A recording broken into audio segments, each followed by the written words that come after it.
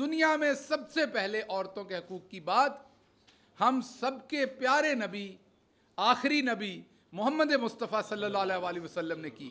ہمارے ہاں مسائل ہیں لیکن وہ ہم نے اپنی مذہب کی گائیڈ لائن سے سیکھیں تو سب سے بہتر ہے وہ.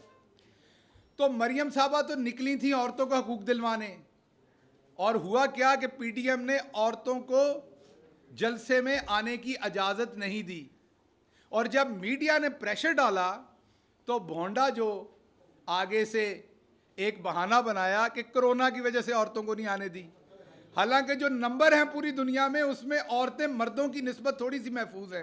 پوری دنیا کی جو ریسرچ دکھاتی ہے تو بنیادی طور پر یہ وہ پرانا کام ہے. فضل الرحمان صاحب کے بیان آن ریکارڈ ہیں عورتوں کے خلاف. نواز شریف کے بیہودہ الزامات اور گھٹیا باتیں جو پی ٹی آئی کی خواتین جلسوں میں جاتی تھیں ان کے بارے میں وہ ریکارڈ کا حصہ ہے. تو مریم صفدر صاحبہ کو فوراً استعفیٰ دینا چاہیے اور فوری طور پر اس سارے کام سے الگ ہونا چاہیے, کیونکہ ایک عورت ہو کے اس میٹنگ کے اندر بیٹھ کے عورتوں کے حقوق کو سلب کرنے دینا اور اس پہ آواز بھی نہ اٹھانا, یہ بہت ہی شرمناک رویہ, اور پاکستان تحریک انصاف اس کی ہر طرح سے مذمت کرتی ہے.